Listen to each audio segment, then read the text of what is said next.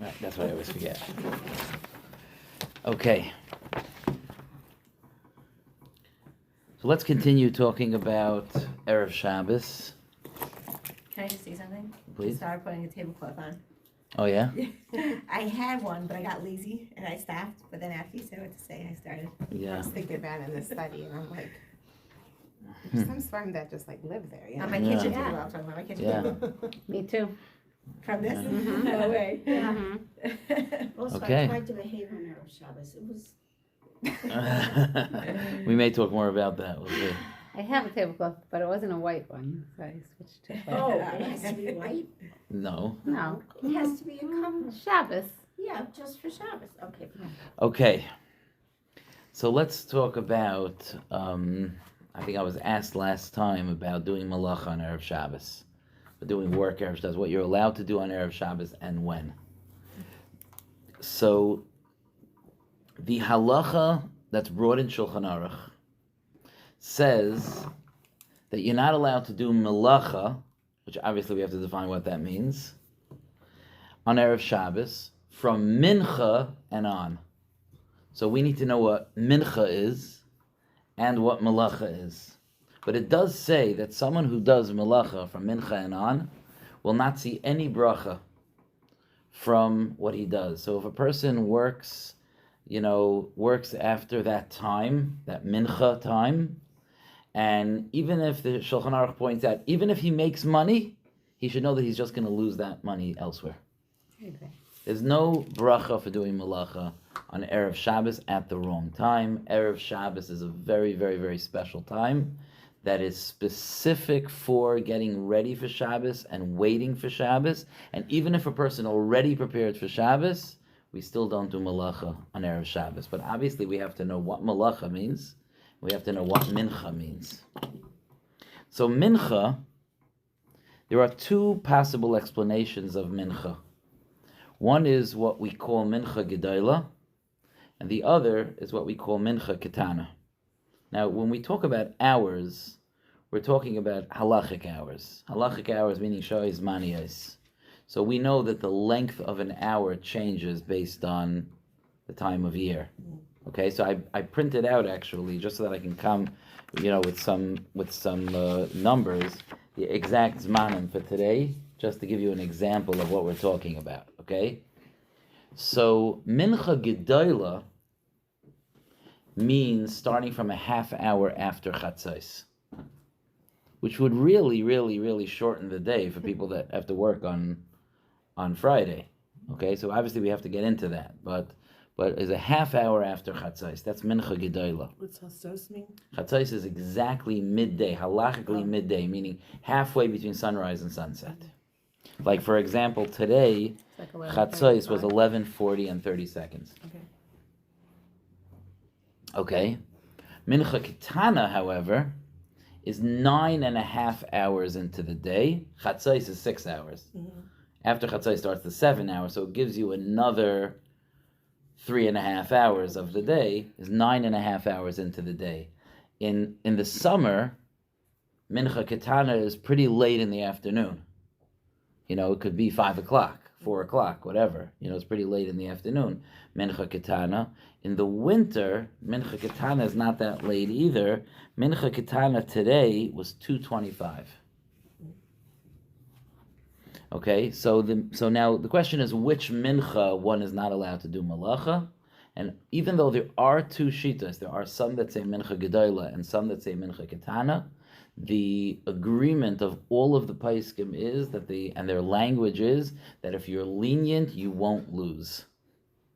Hameka lo yafsid. If you're lenient, you won't lose. In other words, it is okay, absolutely okay, to do malacha at least until mincha ketana. Okay, so today, so this Erev Shabbos being 2:40. Okay, 2:25. You said. two. What did I say? 2:25. Okay, so that's first. So that's in the trans. So until let's say 2:25 this Friday, you could always look it up. I just went onto myzmanim.com and I got the thing. Mincha Ketana, by the way, is not on the regular thing. You have to expand it. You have with to the additional expand it to options. find Mincha Ketana. I don't know why. For Fridays, they really should put it on, but it's not there. My own wife, of course, has to check if that's No, true. I don't know if it's on, yours on the Well, map is different I- than mine. I use a bookmark to the web page instead of the app, which I can't show you. Mine 'cause does Oh, that. I did. What? Mine has Mincha Katana, 320. Why is that a 320? Oh, it's an extra. Today. Her phone gives us an extra half hour. That's different. I know. That was No, for because- today. That was for today, Shabbos. This was for That's today. different tomorrow. Mincha Katana, 225. Very weird. We're in the same city, Waterbury. Can I hold by the Rebbitzins phone? Whatever phone you have. 5786. It doesn't make sense. Does it? It has here the Magen Avram, says 307. Wait. Oh, November 29th. What time Shabbos. do you have for Mincha Gdola?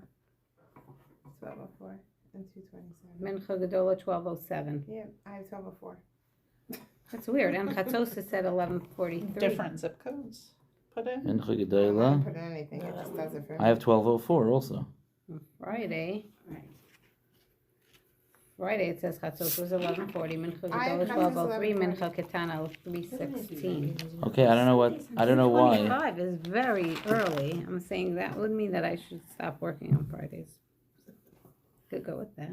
We're not done yet here. No, it has Plaga Mincha 324. Is that what you were looking at? Yeah, Plag is 326. Plag is 324. Mincha Katana is different than Plag. And Mincha Tan is 227. 316. Mincha Katana and Plag.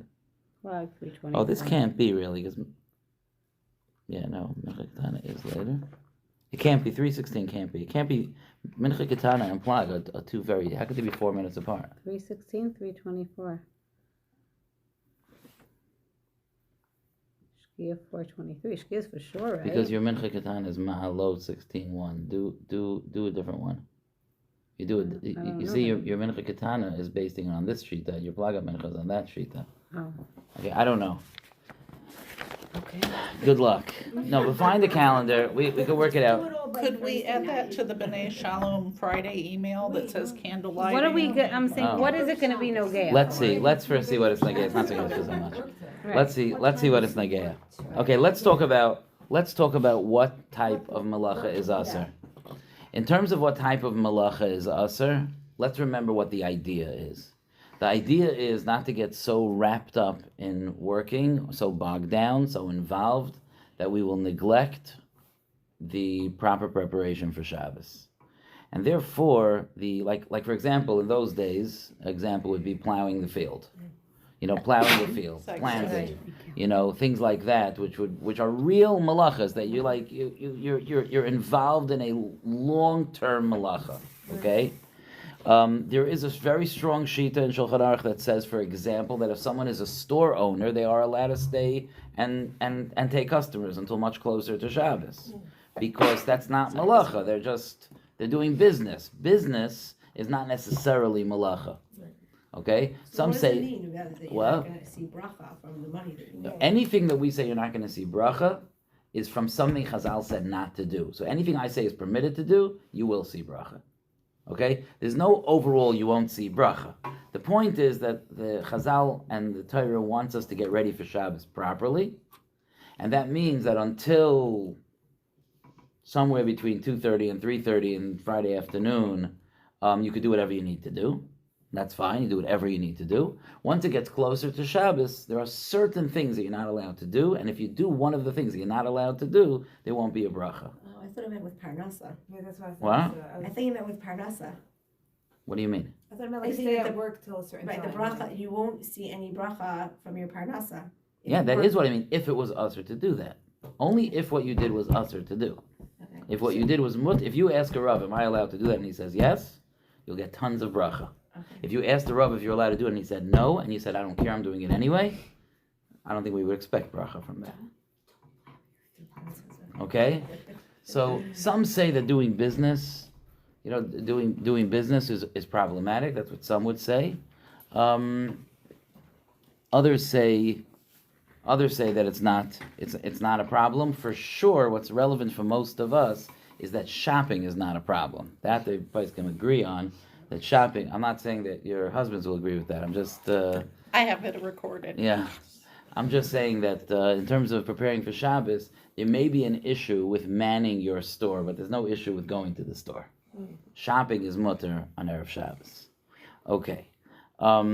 Now, Social world closes early. yeah, another malacha that's mutter. Let's just try to narrow our focus of what's also here. Other things that are mutter are things that are not what we call kavua, meaning they're not set work. I'll give you an example. Let's say you're hanging something up on a hook, and the hook falls down. So you know what? I just want to take a screwdriver and reattach the hook. Okay, some of us are handy and can do that. Some of us can't. But for someone who can, I just want to grab a screwdriver and just screw in the two screws to get it up. That's not something that okay, maybe for some people it is, but okay, I have a job. It's not like that. It's more like I'm taking care of my house. This came up. It's something that needs to be done. Even though no one would say it's not a malacha. Of course, screwing something into a wall on Erev Shabbos is a malacha, but it is 100% permitted. Or another example that's brought is if you want to write a card. So doing writing, let's say someone does writing for a living. So that's an issue. If someone is a writer and he writes for a living, probably a computer is the same thing, but let's even assume actual writing. Someone, let's say, writes for a living, or let's say an artist, okay, which we have today, an artist, a calligrapher. Someone makes ksubas. I've been in touch with different weddings that I've been, that I officiated at, that sometimes the artist is in touch with you. He has a ksuba to draw. He wants to make sure how to spell things or whatever it is. So that, there's a ksuba artist from Hasidic guy was in touch with me. So what if he says, you know what? Friday afternoon, I'm going to draw the ksuba. He's not allowed to do that. He's doing something for money. It's a malacha. It's kavua. You're not allowed to do that. But if it's his daughter's birthday and he wants to write her a birthday card, no one will be like, oh, that's malacha.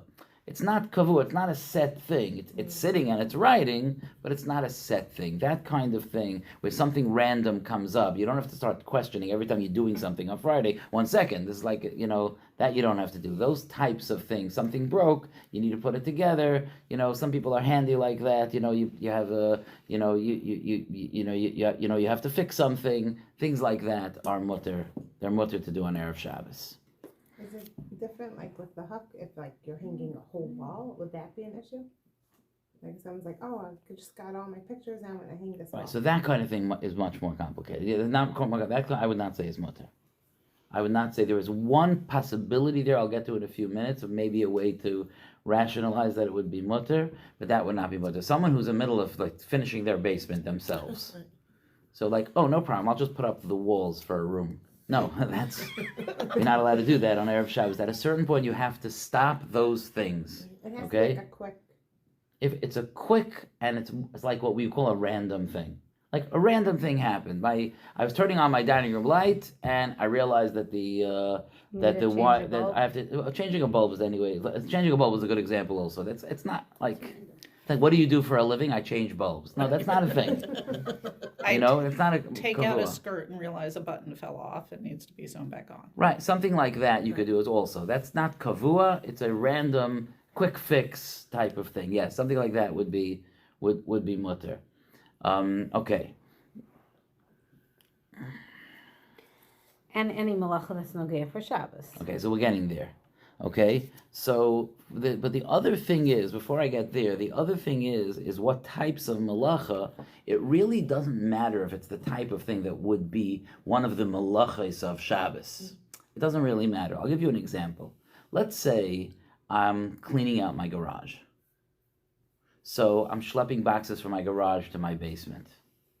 I wouldn't do that after Mincha Ketana on Friday. I wouldn't do that because it's not to prepare for Shabbos. I'm not going into my garage or my basement, let's say. I'm just doing heavy work. That is uvda d'chol, we call it weekday work. That's distracting. That's a big job. Nobody would say, oh, randomly I'm organizing my garage. Nobody says that. It's a big job. People push it off for 10 years before they actually do it, okay? It's a big job. It's overwhelming. That's not something, even though it's not technically us or the boxes are moving aren't muksa, it doesn't matter. We don't do that type of heavy work. I'm reorganizing the house. We don't do it that time of the day. By the time we reach Mincha Ketana, check on your app, Mincha Ketana, we stop doing that kind of work. Okay, so that's important to know that it's not just writing, sewing, gardening. It's not just that.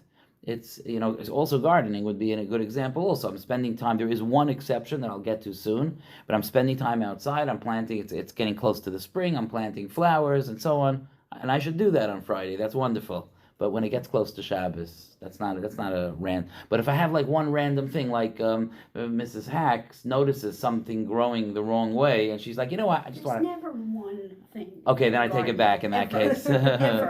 Okay, then I take it back. But in theory, just like that, okay, something's in the way, something like that, a quick fix that you can do. You can go and pick flowers from your garden. L'kavod Shabbos, for sure. That's what my wife just brought up, and that's important to know that anything that's l'kavod, that's for the purpose of Shabbos is mutter. There are actually two conditions. If you meet both conditions, you can do it, whatever it is, you could do it on Friday. Condition number one is that it's for the purpose of kavod Shabbos, it's for the honor of Shabbos. And condition number two is that you're not getting paid for it. If it's for the honor of Shabbos, now which means the honor of Shabbos might mean for your friend. I'll give you an example. I was thinking about this today. In the summertime, mowing the lawn. So that's a real malacha. People have jobs gardening. That's a real malacha. But I think for us, it's pashut when we finally convince our kids to go out and mow the lawn, which is a week-long negotiation. But when we finally get there and we convince them to go out and mow the lawn, the reason we feel that pressure before Shabbos is because we don't want to go into Shabbos with the lawn not looking appropriate. It's for sure l'kavod Shabbos. Yeah, now, someone rake our lawn, the Erev Shabbos. So that's for the honor of Shabbos, and it's not just me. If I'm going to mow my lawn and I'll notice, hey, something, the Goddess's lawn also needs to be cut l'kavod Shabbos, so I could do that as well, even though I'm not doing it for myself. But if the Goddess's would pay me to do it, even though I'm doing it l'kavod Shabbos, but when I'm doing something for pay, that's not allowed on Erev Shabbos after that Zman. So I need to have both things, that it's for the kavod of Shabbos and that I am not getting paid. I'm not doing it for money. I'm doing it just for one reason. I want to honor Shabbos. Why is that? What's the difference? I think it's because of that, because really a job takes away from the honor of Shabbos. So if I'm getting paid, I'm kind of like splitting my allegiance here. Like, yeah, it's l'kavod Shabbos. You could imagine what could happen. Well, it could be whole l'kavod Shabbos companies. Jews would figure out a way to monopolize that. We would. The point is, it's just l'kavod Shabbos. It's not for any personal benefit. I am just doing this for the purpose of Shabbos. Does that mean you can't promise the kid payment or something in return for mowing the lawn if it's after? A present. You could give him a present after. Anyway, that's a different conversation, how we should negotiate with our children. That's maybe for a Wednesday night share. You get to sleep in the house with a roof over your head. Yes, thank you. Yeah, that's right. That's right. Leslie, I'm Old bringing school. Well, That would be good though if you do it early. However, if you need the money that you will be paid to do it in order to buy what you need for Shabbos, then of course it is mutter. So in other words, if somebody is in such a situation, which sometimes happens, that someone's in such a trying financial situation that they feel like they did not buy everything they needed for Shabbos, and if they could take this one or two jobs, they'll be able to buy what they need for Shabbos. Then that's also called the tzarech Shabbos. That Mrs. Goddess, but then even the money that's coming in, I'm doing it for money, but I'm doing it for money to put food on the table for Shabbos. So that's permitted. Okay, we should never have that in Yisrael. Okay, we should always have what we need without needing to do that. But grocery stores are different. Like caterers, cater for Shabbos. They're doing it l'kavod Shabbos. Yeah, but they are They're getting getting paid. paid. They're getting paid. I'll tell you what might be a heter for them, but the truth is that you have to know what work they're doing. If they're most of the time, by the time a caterer gets to that time of the day, he's really just telling his goyim what to do. Right. Amir La'akam is certainly mutter before Shabbos.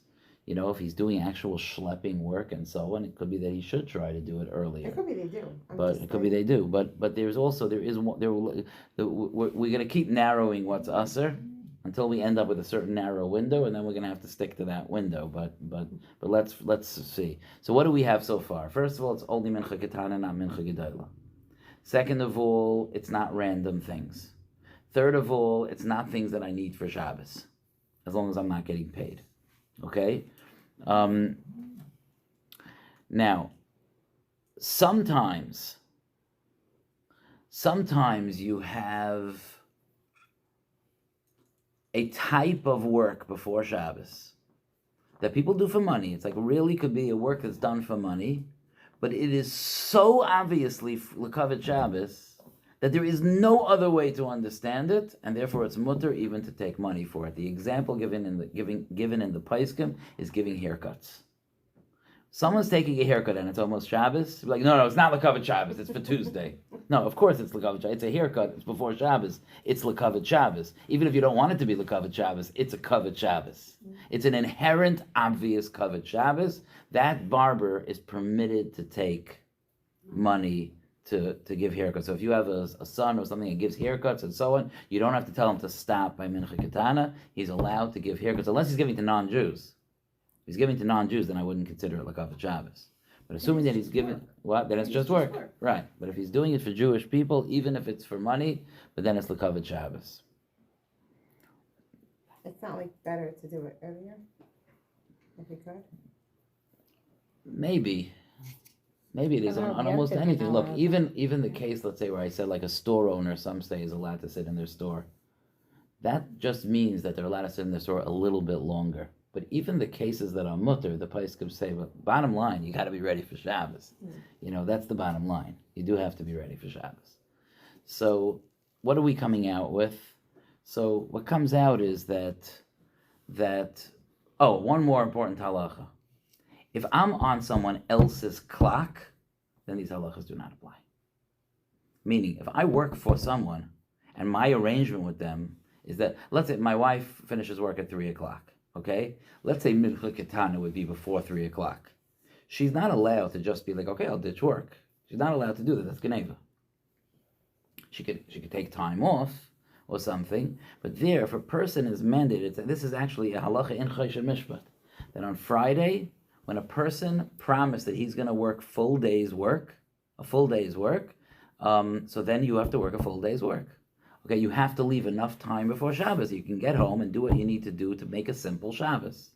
But you still have to, if you're obligated to someone else to do work, then you got to do that work.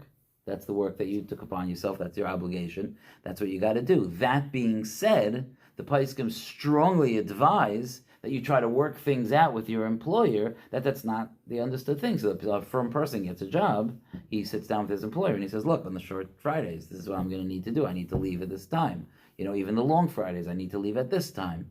So, of course, it's better to do that, but it's not usher because there is a financial obligation. We can't steal because of kavod Shabbos. If I am obligated because of my job to do that work. Now, if it's the type of thing that I could choose when I do it, so then, of course, wait till Matzah Shabbos. Don't do it on Shabbos. Don't do it on Erev Shabbos. So that means that at certain things, like I realized, I don't know if I think enough about, like if we have to schlep things, if we have to, I'm taking down the sukkah, for example. I mean, kaviyachol. My kids will take it down the sukkah. But I'm taking down the sukkah, let's say, okay? And it's getting late on the day on Friday. I'm like, I'm in the middle of it, I'm going to finish it already. No, taking down the sukkah is a big job. When it comes time for Mincha Ketana, you stop, you finish after Shabbos. Things like that. There may be interesting halachos about putting up the sukkah, that we could, there's actually discussion in the place, but it's not for this time of year. But sometimes, like I have a week and a half off in the winter, so I save a lot of stuff that I'm waiting to do so that I can have that list still almost intact at the end of my vacation, but whatever, okay? So I decided I'm going to organize something. I'm going to organize my Sfarim, which I've been waiting a year to do. I want to organize my Sfarim. So I'm moving piles of Sfarim here, piles of Sfarim there. When it comes to Mincha Ketana, I have to stop unless my office is not presentable for Shabbos, and then I have to do what I need to do so that it could be presentable for Shabbos, so that would be okay. I would think so. If it's okay. if it would be, let's say, mowing the lawn also, so it might make a difference, like the backyard. is not, may not be so, it depends. Depends if you have kids playing in the backyard. It depends on the situation. Just because we said mowing the lawn doesn't mean it says in Shulchan Aruch mowing the lawn is mutter. It means that you need it for Shabbos. You may not need to do that for Shabbos, and if you don't need to do it for Shabbos, then stop by Mincha Ketana. When it comes to winter time and we're not really outside much, it could be the things outside the house change. Someone's doing a personal renovation thing and they're painting a room. Certainly you have to stop painting by Mincha Ketana. That is a person has to do that. Unless, of course, the idea was that it's his dining room and he needs to get ready for Shabbos, so he wants to finish up because it's not covered Shabbos, that's something else. So all those types of things should be done before. Again, haircuts could be done straight up until Shabbos. And did I cover every kind of work? What about cooking, if you're cooking but it's not for Shabbos? That's a good question. I would say that like a major cooking should not be done then. That's what I would say. I think like what? Do people cook before Shabbos, not for Shabbos? No, let's say it's sister. Shabbos. Let's say it's Erev Shabbos and Sunday is Erev Yantif. Or let's say for you're having. So you're cooking- Right, so from what's Lava that Malka. scenario sounds to be different. What? Is that different? No, I don't know that it's different. It could be that you're cooking for Shabbos, but to start a new project of cooking for Yantif, Or cook from Lava Malka. right, that type of thing could be is not a good idea to Without do. Malka even, because Malka that, like, Ketana. you really need it done right away. Again, Mincha Like Ketana, earlier we're in talking the about. I was like at Yeah, our the earliest whole, Mincha like, Ketana. week to cook for Right. Malka. Why We're not talking have about- some for Shabbos? We're talking about an hour and a half before Shabbos here. Okay, I can't even believe these questions. Yeah, like, we like never- I, You never got inspired to make one more No. like, No. like You're still organized. Does that happen? now. Did Shabbos Hmm? does it happen for you? Like, No, I have a Could sister happen. who This is like what is you're saying about super the summer. organized. So Erev Shabbos, she has nothing to do. She'll start cooking for So- Pesach in her basement. Like right, so I would say that she should do that, but she should stop at Mincha Ketana. so I just think the from the Malka piece, yeah, like that in here, that's when you really would need it. yeah. Why would you be thinking about that an hour and a half before Shabbos? what about Why not? work? Because you have a whole week to cook. Why are you cooking that- that? Malka. It's an hour and a half not before Shabbos, you have to put something else someone in. paying Like, you What are you putting directly. in an hour and a half? Time now. It's Let me do this small so it's incidental ready. thing you're So working on Like in the put up a hopes that soup? in the No, but what about future just a thought. you If could I don't want to sell it like before Shabbos, so or like, I can use what you've give it done a- to help increase. Parnasa. Right, I would not do that during That's that. for sure. Right, maybe that. That's what we want to know on Friday. Again, if the situation is desperate and it's needed to be able to have money for Shabbos, so that's something else. But in general, I wouldn't do like sewing, those types of things. I would not do that close to Even Shabbos. when it's like, because 1 hour till Shabbos,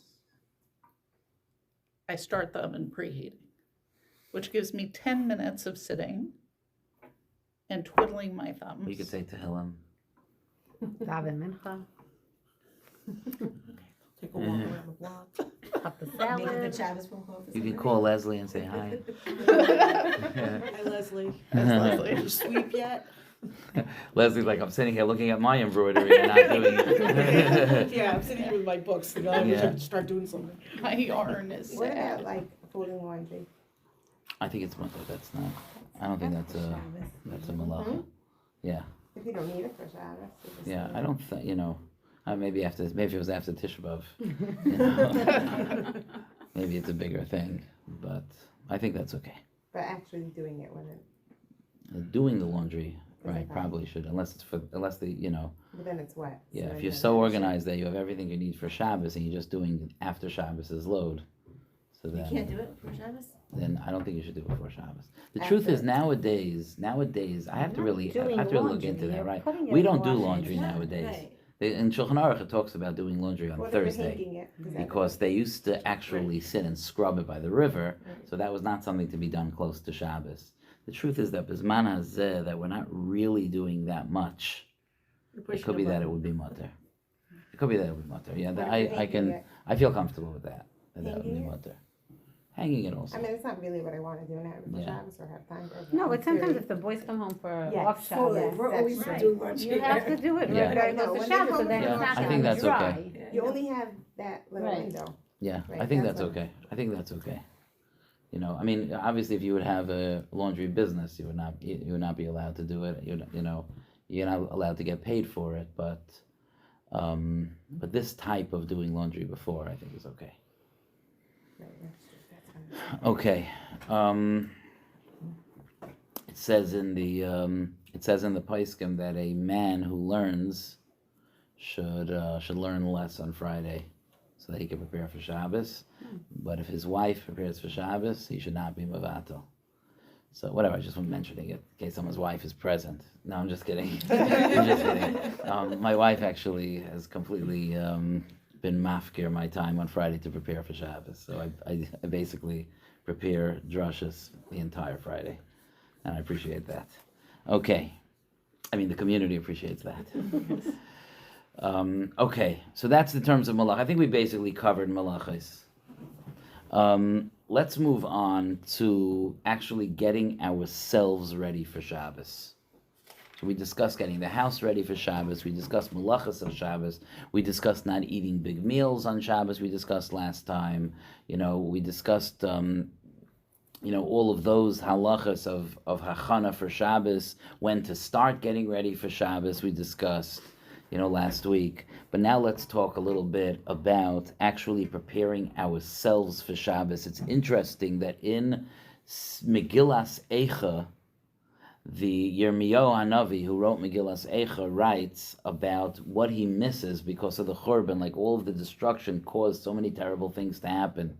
And he said, Vatiznach mishalayim nafshi, that peace has abandoned my soul. Noshisi taiva, I have let go of goodness. And the Gemara says that that's talking about preparations for Shabbos, that they were unable to do during times of tragedy. And it says that the shalom, having lights on in the house, right? The Neiros Shabbos is because of shalom bayis. That's when the more bright the house is, the more joyful and people can see where they're going and so on. So that's vatiznach mishalom nafshi, the Gemara says, means that he's not able to light Neiros in his house for Shabbos. Noshisi tova, I let go of goodness, is the zchus to be able to bathe in honor of Shabbos. That's what the Gemara says. To be able to bathe in hot water, and there is a special mitzvah. And I think it's something to focus in on, because in the world that we are in, the concept that even my own self-care is an unbelievable mitzvah is something for us to focus on. The Torah tells us Hashem wants us to enjoy Shabbos with Him. We honor Shabbos and we enjoy Shabbos, and part of that is to be roichetz bechamin, is to bathe in hot water. And there's a lot of conversation in the Paiskim, and it's just something also to appreciate. Bisman hazeh. Do you know how many pages were written about, and what if you can't bathe in hot water? Is it enough just to do your face and your hands and feet? Because feet for those that used to walk barefoot or wear sandals. Do you have to wash your hair? Is that also part of the mitzvah? And I'm looking at all these paiskim and thinking to myself, how fortunate are we that we live in a time that I don't even understand what they're talking about. Of course we can bathe. It's not luxuries that kings could only dream of, that we could turn a faucet and hot water just comes pouring out. That's it's our natural bracha, and on Erev Shabbos we get to use that bracha to honor HaKadosh Baruch Hu. So that's an important thing to know, that it is a real mitzvah. In Hilchas Shabbos, the Paiskim take advantage to tell us how to bathe, because when it's a mitzvah to do so the Paiskim feel inclined that this is the time to tell us how to do so properly. And this also is such a unbelievable chizuk.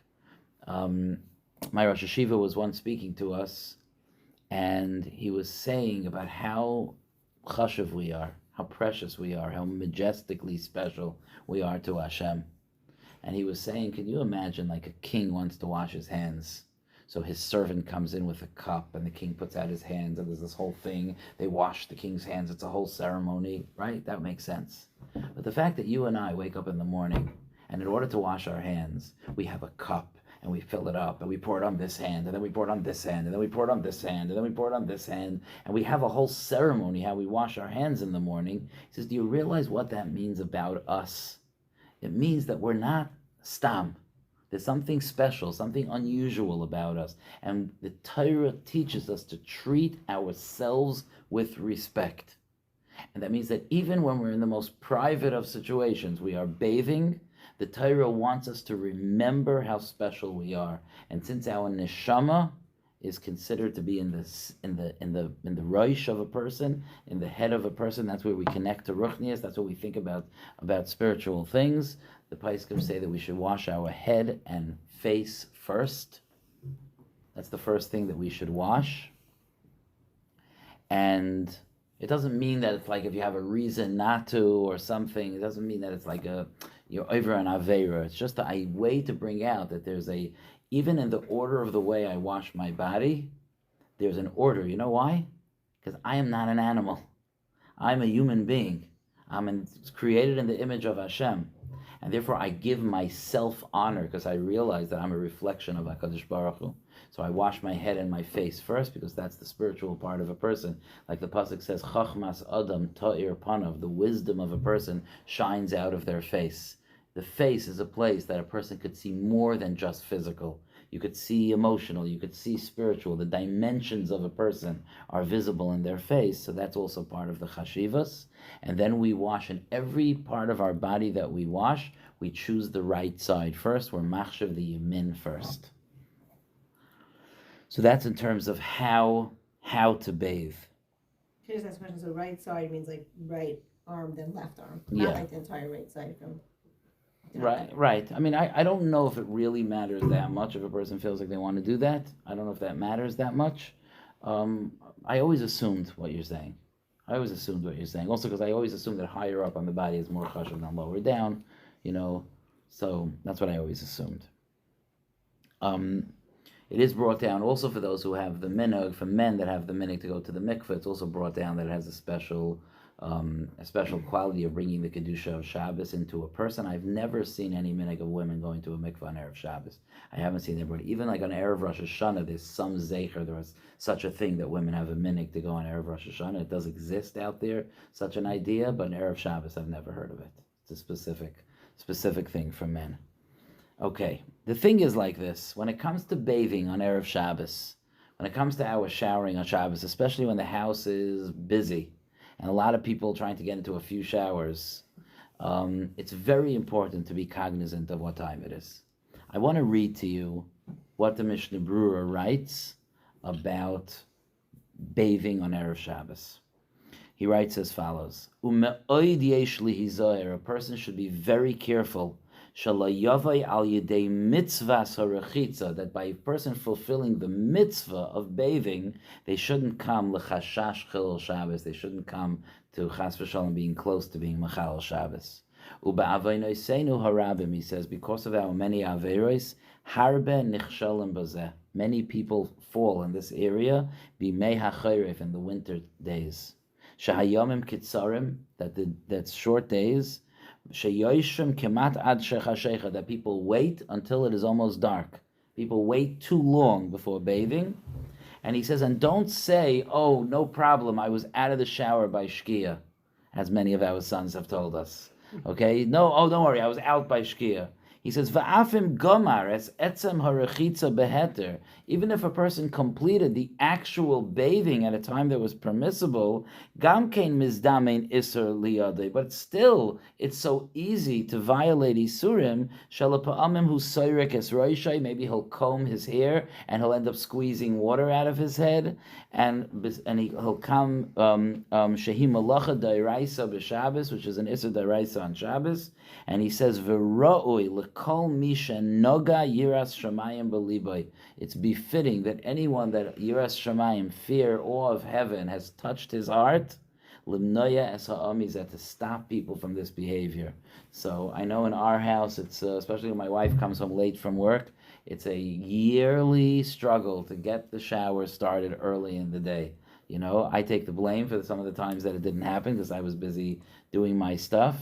But if one of the most common things that my wife would tell me on a Friday morning when I'm home and she's at work is, please get the shower started early. If I had $1 for every time my wife said that to me, I would be a rich man. Okay, but it's very, very, very important. And as the Mishnah Berurah says, this idea that it's shkia time and people are still, showering and so on, is not kahalacha. It's not. It's something to be careful about.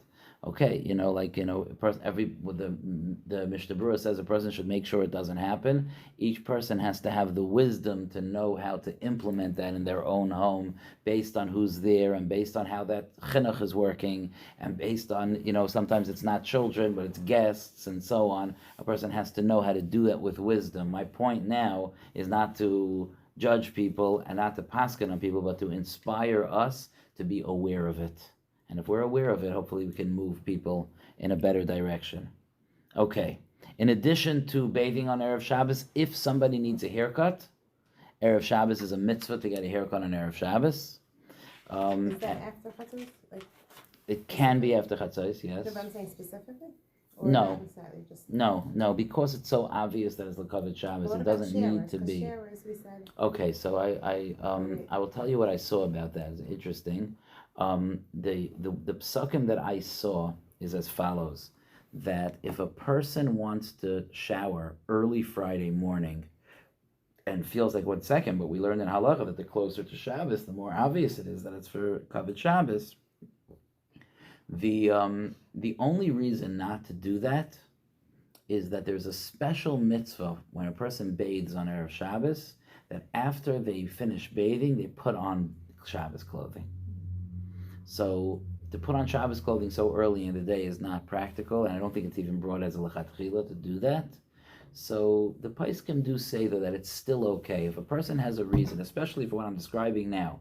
A person has a reason to bathe early in the day on Friday, especially on the short Fridays. It is 100% permissible to do so. And as one of the Paiskim I saw tonight, one of the Paiskim says, okay, so put on undergarments that will be worn for Shabbos. Put on something that you'll keep on for Shabbos. But even if that means that you're going to be changing into Shabbos clothes later in the day, it's fine. And just wear, take your shower on Friday morning. What if a person wants to bathe on Thursday night? Because it's really close to Shabbos, or I'm going away for Shabbos, I don't know what kind of accommodations they'll have for me, so they want to bathe on Thursday night. So I saw that that Rabbi Kleinman writes in the name of Rabbi Shmuel Kamenetsky. I'm especially excited now tonight when I was learning his sefer, because I had this chus to sit next to him by the Oraisa Siyam, and I was blown away from spending a few minutes talking to him. So it felt extra special to take out his sefer tonight. So he writes there in the name of Rav Shmuel Kamenetsky that what you should do is so interesting, because in Shulchan Aruch it says that if you can't bathe, you should at least wash your face and hands with hot water. So he says an unbelievable eitzah. He says, and Rav Shmuel says you could do this lechatchila. You could bathe Thursday night, and just before Shabbos, wash your hands and face l'kavod Shabbos. And he says that's fine. So I thought that was an interesting eitzah. That you could even bathe Thursday night. Okay. For kids too? Especially for kids. I'm saying, like, of course, they're happy, but, should make sure to, let's say, this is a Kavod Shabbos, What do you mean, Thursday night? well, Thursday night it is for Shabbos. Yeah. But I'm saying you should wash their hands and face. I mean, You mean by day? It has to be, a special Shabbos. If you could mention to the children when you're getting them ready for Shabbos that they're washing, that it's l'kavod Shabbos, I think it's a beautiful chinuch. I don't think you're mechuyev to do that, but I think that they're getting dressed l'kavod Shabbos. They know that, right? If you say, okay, let's wash your hands, let's wash your face, we're getting ready for Shabbos. Keep it low key. We don't want to suffocate our children with kavod Shabbos. They don't end up. It doesn't end up sticking with them when they get older. That kind of thing. But if we make it an exciting part of that, okay, let's do this, we're getting ready for Shabbos, it's part of the excitement, I think it's a wonderful thing. If you have older children, that are really at an age of chinuch, 10, 11, 12, they're at an age of chinuch already for sure, so then you can try to encourage it, gentle, careful, but you can try to encourage that. I wouldn't necessarily start being makbid about my children, like if they took a shower on Thursday night, you have to wash your hands before Shabbos. I wouldn't necessarily do that. I just, I try to choose my battles, and that's something I could teach them when they get a little older. You're makayim the mitzvah, it's good. For myself, I would keep that in mind more, Okay. Now. And what about with girls? Yeah. like let's say like my girls, like if they would take a shower Thursday night and then put on makeup Friday, like for Shabbos, that's like the same idea. That, or that sounds like, that sounds, yeah. The truth is that, that if they, before they put on makeup, wash their face, That's even better. so that's even better, yeah. Probably do But- that anyway. Nice. I'll tell them. Yeah. But that's, that's a very special thing, because even the makeup, when you have teenagers and they're starting to put on makeup, and girls start maturing and start putting on makeup, so it's a very me thing, putting on makeup. I want to look beautiful and I want my makeup, and it's very me. And in a gentle, subtle way, if we can give them the idea that when they're putting on makeup on Friday, it's for Hashem. They're honoring Hashem, they're honoring Shabbos. I think it just takes, teenagers walk around looking in the mirror all day. I mean, in their minds, you know what I mean? It's all about them, because that's the way Hashem created them, that they're focused on themselves. If there could be some sense, that it's, you have to, again, has to be done sensitively and appropriately, and it's okay that they're all into how they look. That's the way Hashem created them. It's normal. But to add a certain sense of that it's such Kavod Shabbos, when you tell your daughter you look so beautiful at Kavod Shabbos, so you took her favorite thing, which is to hear someone say that she looks beautiful, and you attached it to Kedusha, as long as, if you do that in a wholesome way, I think that who could calculate the positive effects of that?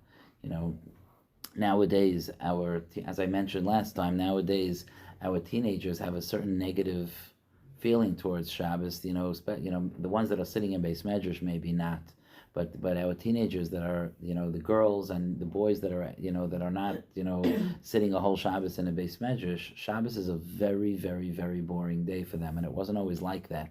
But in today's world, Shabbos has become a very, very boring day because technology shuts down. It's very hard. So the more that we could associate exciting, happy things with Shabbos, I think it's worthwhile. If Hanukkah's coming, if you're going to buy your daughter's makeup, it's an opportunity to say, I'm so proud of how you get ready for Shabbos. Like, to make it a positive thing, I think could be very beneficial. You agree? Okay, so one of the things that the Paiskim go through in detail about on the Hachanas of Friday is cutting nails. It's a big mitzvah for a person to cut their nails on Erev Shabbos. If a person absolutely does not need to cut their nails, there's no mitzvah to have like a din, I cut my nails. It's in order for L'Kavod Shabbos. So, but there's still a certain halachos that are discussed about cutting nails for Shabbos that are interesting and important to know. First of all, there is this hakpada in the Paiskim, that the Paiskim are concerned and they prefer that we do not cut our nails on Thursday. B'yayim Hey, on Thursday, we do not cut our nails. This does not apply to Thursday night. Okay, this only applies to Thursday day. What about Wednesday night? It does apply to Wednesday night. Okay, there are some, I just want to tell you about that. There are some people that say that Thursday you shouldn't cut your nails, and for sure not Wednesday, and for sure not Tuesday. That's what some people say.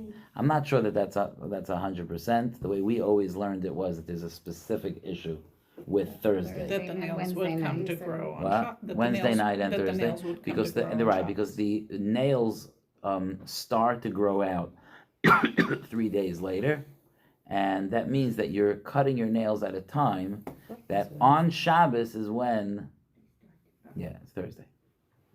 If you have to Okay. go to the mikveh, then it's fine. What? If you have to go to the mikveh. Yes, 100%.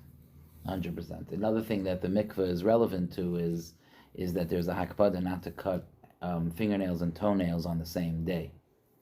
But that also, if it's, I've been asked by women before, like, if it's possible that a woman will cut her toenails the day before and her fingernails the day she goes to the mikveh, that is definitely better.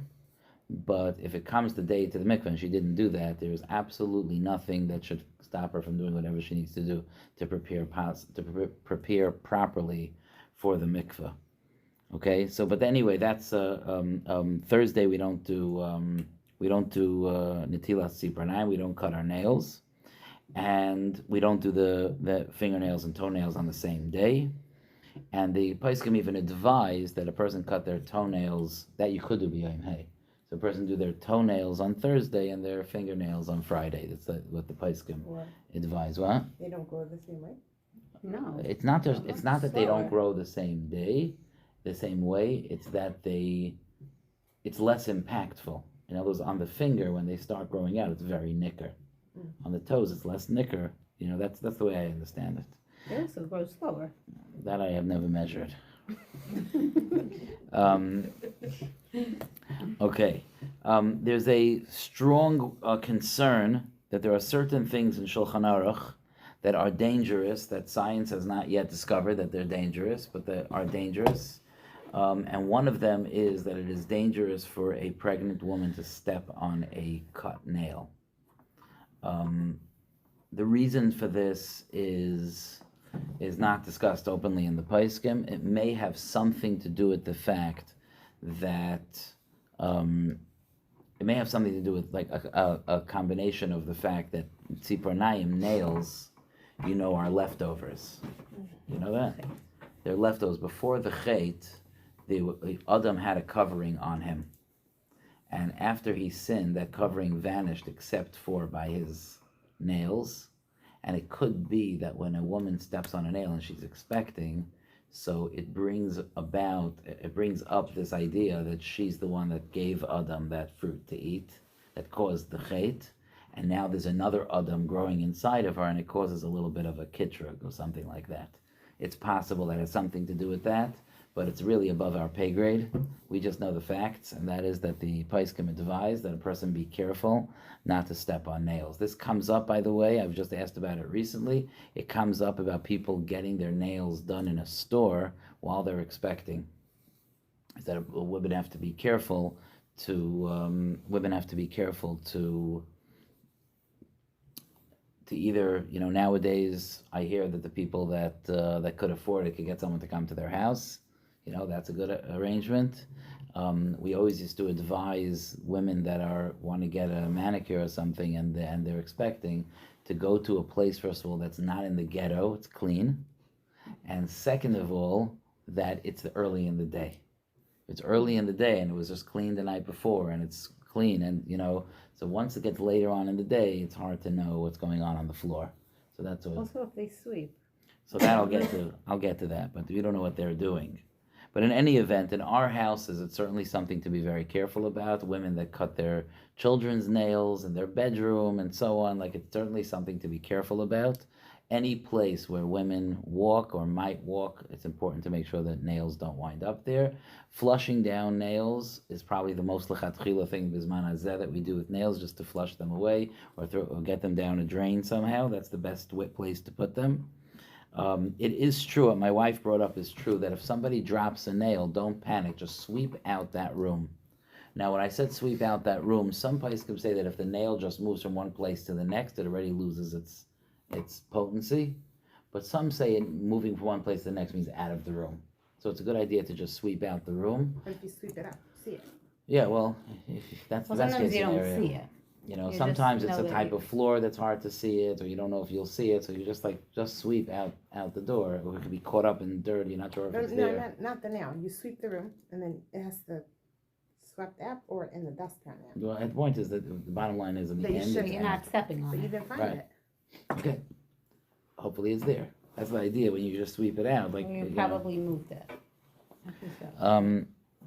There's also brought down in the Gemara that if you use the knife, it says in the Gemara, but we'll call it a nail clipper, to cut something else, that everything that it cut loses its potency. I don't know Lahedya, I don't know for sure that it says it about nail clippers, but there is such a thing, and sometimes when I've been desperate, I've just made sure to use to cut something else with the nail clipper, because somehow that makes the nail lose its potency. Now, the other thing that the Paiskim say, and this is very, very interesting, is that we do not cut our nails in order. We don't just make it simple. We cut them out of order, okay? This is not something that everyone agrees about. The Mekubalim said to do it out of order, but the Arizal, who was the greatest of all Kabbalists, they said he used to laugh that people do it out of order. He was tzachak, he laughed about it. So the final psak that I say is that if you're cutting your children's nails and they're all over the place and you try to hold them down for a few minutes to get their nails cut and something like that. So then just do it however way you could do it. If it only works in order, so just do it in order. It's okay. There's what to rely on. But lechatchila, if you're able to, the best thing is to do them out of order. So they say the left hand, on the left hand, this is my left hand, it's your right, but the left hand to do, maybe I should turn this way. They say the left hand to do div hege, dalid beis hey gimel aleph. So you're starting from here, 1, 2, 3, 4, 5, and the right hand to do beis dalid aleph gimel hey, bida'aga. Those of you that want to remember it, the right hand is bida'aga with worry. If you're worried, bida'aga, beis dalid aleph gimel hey. There are 5 fingers. Bida'aga is all 5. Beis dalid aleph gimel hey. But they say it doesn't really matter so much that you got it exactly in that Kabbalistic formula. What's more important is that you just didn't do it in order. There's something about not doing it beseder. I have no idea why, but because on someone's nifter, they do it in order. why don't they do that out of order and let me cut my nails in peace? They aren't Someone's necessarily cut. You don't cut the nails. They don't cut the nails. don't cut They, the they, nails. they use They nail just polish remover if they just necessary, clean the nails. but I it's don't know. cleaned, it's not I don't know. cut. That's what my mother told me. No, we don't Sorry. cut the nails. No, We don't cut you the don't You know? cut. Is it important to ask, like, if you go get your nails done, to tell them to do that out of order, or that's fine? They'll get Oh, that's crazy. interesting. Oh, That's interesting. I never heard of anyone doing that. I don't think so. And I what don't if think you so. go for, I mean, can you get a manicure and a pedicure in the same day or no? Usually that's like a, a package deal. That's like a It's thing. cheaper. Yeah. It really depends. In other words, the manicure and pedicure, some of it is cutting, but a lot of it is like trimming and painting and all of that. All of that is fine. All of that stuff is fine. So it might be a good idea that a person cut either their fingernails or toenails the day before they went for the manicure, just a basic, that it's not long, and then it's okay. That makes just sense. filing. Yeah. You Okay. can't get a manicure on Thursday then. What? You can't get a manicure on It Thursday. sounds like you should not get a manicure on Thursday. It does sound that way. Go for Friday, or for I don't know. Friday. Why you gonna hire What? her? What? Cut your nails before. You got your nails earlier in the week. Yeah, that you could do. The most important of all of these halachas, the most important of all, is that there is a chiyuv for a person to wash their hands after they cut their nails. And people don't know that. One person even if you're cutting your nails during the day, you're supposed to wash netilas yadayim afterwards. So that's important to know. If you cut kids' nails, I just was discussing this. If you cut kids' nails, do you have to wash? No, they do. Just they do. Yeah. And like at what point? A baby? When they're higel l'chinuch. I think when they're higel l'chinuch,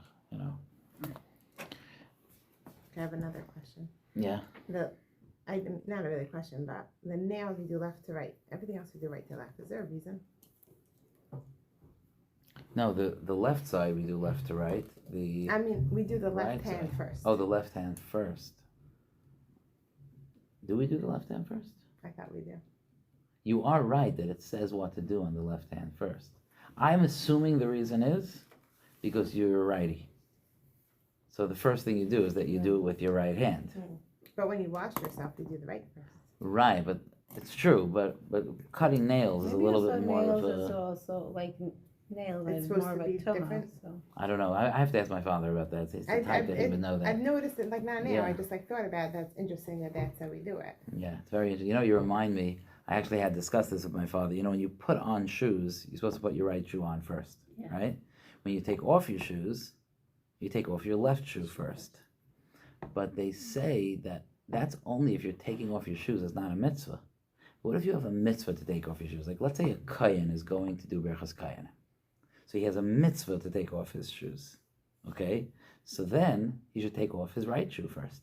Because he's doing a mitzvah. He's doing the right shoe first. In other words, the dignified status of a person is to have his clothing, is to be dressed, to be mechuban, to be respectable to other people. So when I put on my shoes, I'm honoring myself by putting the right shoe on first. I'm honoring my right foot by giving it a shoe first. So when I'm taking off my shoes, I honor my right foot by keeping the shoe on longer. But if I'm doing a mitzvah of taking off my shoes, did I tell this to you? If I'm doing a mitzvah of taking off my shoes, so then I take off my right shoe first, which is relevant to if I take off my shoes. One of the Paiskim says, if I take off my shoes before Yom Kippur. Don't we all take off our shoes before Yom Kippur? So the Paiskim say, when you take off your shoes before Yom Kippur, isn't that interesting? When you take off your shoes before Yom Kippur, and some people say Tisha B'Av also, you should take off your right shoe first. So I once said in a Navi shir here that I think that every kid whose mother says get into pajamas should take off their right shoe first because it's kibbud aim. Anyway, I don't know if I'm right about that, but I think it's a reasonable svara. No? Okay, it's getting late. Let me just finish one or two quick things. I wanted to really start the halachos of zmanim. I'll give you a hint now of what we'll do then, but let's first finish this topic.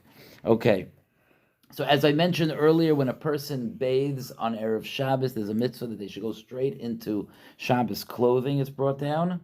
And they bring down also, and it's so important to know this, that you don't have to be with people to wear Big Day Shabbos. Even if you're spending Shabbos completely alone, put on Big Day Shabbos, you will be honoring Hashem. And there's no greater honor than to do that, to take Big Day Shabbos. Our family, in the years that we were able to do this, when we used to go away for Shabbos, just our family to the middle of nowhere, and we really went to places that were in the middle of nowhere. One of the things I was proud of is that we did not compromise on our Shabbos clothes. We went and we wore full Shabbos clothes. Even though there was not a minyan, there was no Jews, there was nothing. In fact, we probably looked even stranger in our Shabbos clothes, but it didn't matter, because that's how we honor Shabbos. The Sfarim say that just like it's important for a person to clean their body on Friday, and it's important to clean their house on Friday, it's also important to clean their neshama on Friday. And therefore there's a special inyan, a special zman of doing teshuvah on Friday. And I would say, even as a word of advice, that perhaps it's something that we could link with other cleaning up. Like maybe as I'm going into the shower, I also think to myself, I would like to cleanse my neshama as well, and I'm sorry, Hashem, for what I did wrong, and so on. Or maybe as I'm cleaning my house. But to somehow, because the pais can link the two ideas, it might be a good idea in our minds to also link it, so that we, as we're cleaning our house, we're also working on, or cleaning ourselves, we're also working on cleansing ourselves in front of Hashem. It's interesting that the Paiskim say that it's brought down, it's already a Mishnah, that a person should make sure to tell his wife to light Neiros, Hadliko es Haneri, should announce it's time to light. But our Hashulchan writes, Nashim shalonu zrizos. Our wives are zrizos. They're on top of their game. The ein mamtinos al amiras ba'aleim. They don't wait for their husbands to say light neiros. They've got this. And the last halacha, before I tell you the plan for next time, the last halacha is that it's brought in the Paiskim. This is not some Chavetz Chaim Heritage Foundation, as much as I love the Chavetz Chaim Heritage Foundation. But this is like a serious thing brought in the Paiskim, that the Satan works hard to make us have a lack of peace in our house on Fridays. He has Great job. Yeah, he has an agenda. He's misametz. He works hard. Lasois machloikis babayis ba'achnasas Shabbos kodesh. Okay, and it's something to try to be careful about, and over time you can work on it and strategize about it. And if you have partners in the home that you could strategize with to try to do that there shouldn't be conflict in the house on Erev Shabbos. I know it's a very, very, very big nisayon, and for families, especially these short Fridays, and there could be company coming and so on, it can really, really be stressful. But let's not play into the hands of the Satan. If the Satan is working hard that there should be machlokes in the house on Erev Shabbos, you could be sure that the accomplishment of having peace in the house on Erev Shabbos is phenomenal, because the Satan is dreading it. I have a seder, a certain seder that I have with someone, and no matter how many times we plan to learn, something happens that we can't learn. And I always tell this person, and every once in a while we do get to learn, but I always tell this person, I don't know what the Yetzer Hara is so afraid of us learning, but I am stubborn. And I'm going to keep trying to make that Seder work. So if the Satan is working so hard, don't get taken advantage of. And sometimes it helps to think about it that way. Just to get into a fight on Friday is easy. But you'd be like, I will not let the Satan take advantage of me. Sometimes that makes it a little easier. What I'd like to cover next time are some of the dinim of the Zmanim of Shabbos. Like why it is that when we go into Shabbos, Shabbos starts so much earlier than when we go out of Shabbos, Shabbos ends. And what it means that some people are makbid on 72 and some people aren't. And what does it mean that you have to accept Shabbos a little bit early? And what, like all of those types of halachas, I want to spend a little bit of time doing that. And then I want to transition into halachas neiris. Be'ezer Hashem, thank you. Thank you. Also ask me to put that off. Yes. Right?